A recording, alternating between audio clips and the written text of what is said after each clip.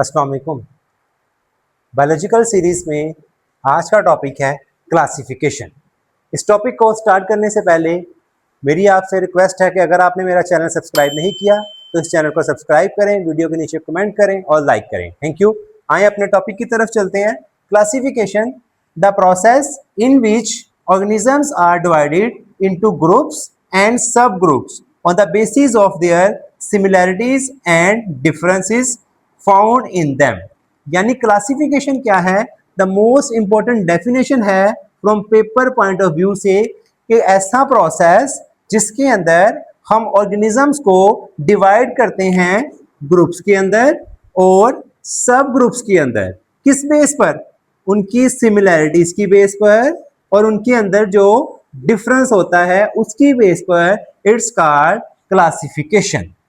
Students, आप जानते हैं कि दुनिया में 2 मिलियंस लिविंग ऑर्गेनिजम्स जो हैं अभी तक नॉन हैं साइंटिस्ट को।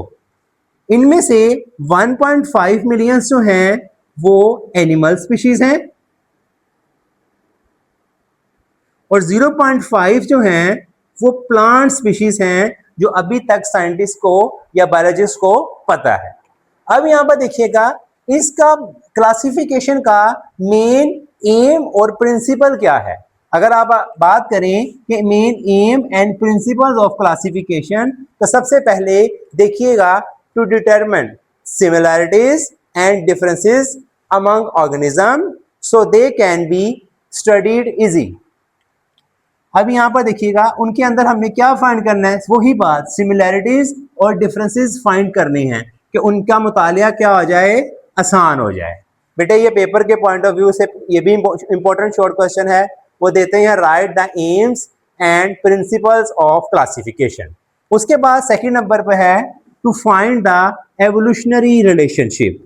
उनके अंदर एवोल्यूशनरी रिलेशनशिप देखना है, इर्तिकाई रिश्ता देखना है उनका कि एक स्पीशीज जो है वो दूसरी स्पीशीज के साथ कैसे ताल्लुक रखती है। ये दो मेन ऑब्जेक्ट्स और एम्स हैं क्लासिफिकेशन के। अब यहां पर देखिएगा, साइंटिस्ट जो है हर साल हजारों किस्म की नई स्पीशीज जो है उसको डिस्कवर करते हैं, उनको क्लासिफाई करते हैं। अब उन दोनों में यही दो मकसद पूरे करने होते हैं। अब क्लासिफिकेशन करने के साथ साथ वो क्या करते हैं, वो मेन जेनेटिक से भी हेल्प लेते हैं। जो ऑर्गेनिजम्स हैं उनके अंदर जो जीन्स हैं, सिंपली वो उनसे भी हेल्प लेते हैं। अब यहां पर देखिएगा, ये है AIIMS and principle of classification. इनका एडवांटेजेस क्या हैं, इनके बेनिफिट्स क्या हैं। बेनिफिट्स की बात की जाए तो एवोल्यूशन जो है ये क्या करती है, make easy to identify, understand characteristics and vast variety of living organisms on earth. क्या करती है, इसने क्या किया, आइडेंटिफिकेशन को इजी बना दिया।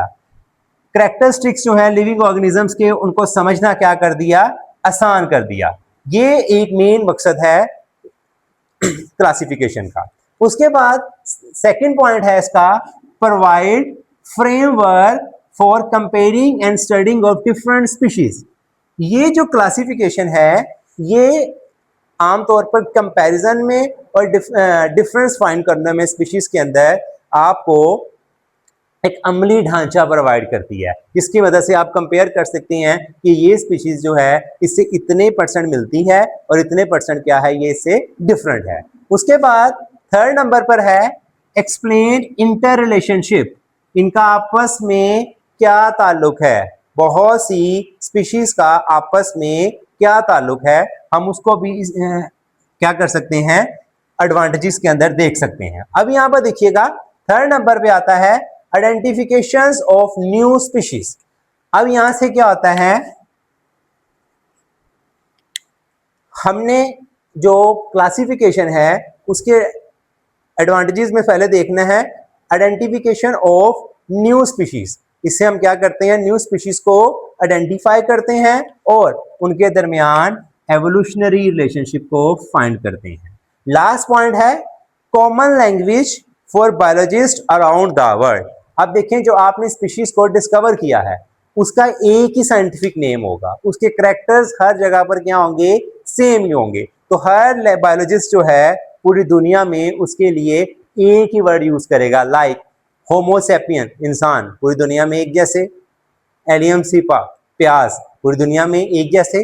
अब उसके बाद देखिएगा effective communication in study of organisms, और ये सारी चीजें जो हैं ऑर्गेनिजम्स की स्टडी को इफेक्टिव बना देती हैं। बेटा आज हमने क्लासिफिकेशन की डेफिनेशन की, एम्स किए और उसके ऑब्जेक्ट्स किए और एडवांटेजेस किए। बेटा इसमें अगर आपका कोई क्वेश्चन है तो आप मुझसे पूछ सकते हैं। Thank you so much. Allah Hafiz.